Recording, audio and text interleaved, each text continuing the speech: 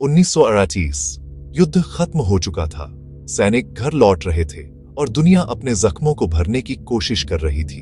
एक छोटी सी जगह लखनऊ, वहां रहती थी एक विधवा लीला मेहता।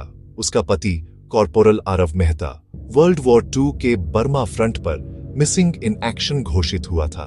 लीला ने हर दिन एक ही काम किया, पोस्ट ऑफिस के पास जाकर पूछना, कोई चिट्ठी आई क्या? 3 साल तक जवाब आता, नहीं मैडम।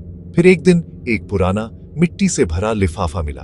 स्टैंप धुंधला था लेकिन तारीख साफ थी, 14 अगस्त 1947, 1 साल पहले उसके मरने के बाद। लिफाफे पर लिखा था, लीला के लिए, ए मेहता की तरफ से। लीला ने जब चिट्ठी खोली, अंदर लिखा था, लीला, मुझे वापस आने का रास्ता मिल गया है।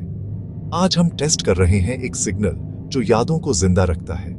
अगर मैं लौट ना पाऊं, मुझे भूल मत जाना। तुम मुझे जब भी याद करोगी, मैं सुन सकता हूं। उस चिट्ठी के नीचे एक नंबर लिखा था, 7.3 एन मैट्रिस, और एक line, project ashes, memory sync active. Leela ने सोचा शायद कोई गलती है, पर जब उसने रात में अपना रेडियो ऑन किया, स्टैटिक के बीच एक हल्की सी आवाज आई। उसने तुरंत रेडियो बंद कर दिया। अगली सुबह चिट्ठी पूरी तरह से काली हो चुकी थी, जैसे जल गई हो।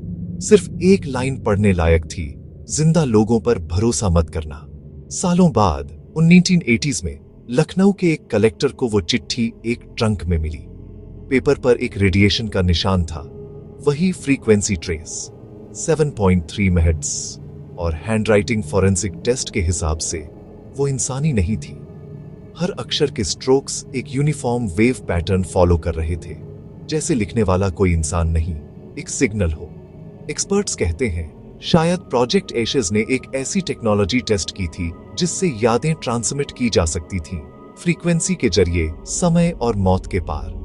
और कहानी यहीं खत्म नहीं होती। लीला की डायरी के आखिरी पन्ने पर लिखा था, वो लौट आया था, पर वो मेरा आरव नहीं था।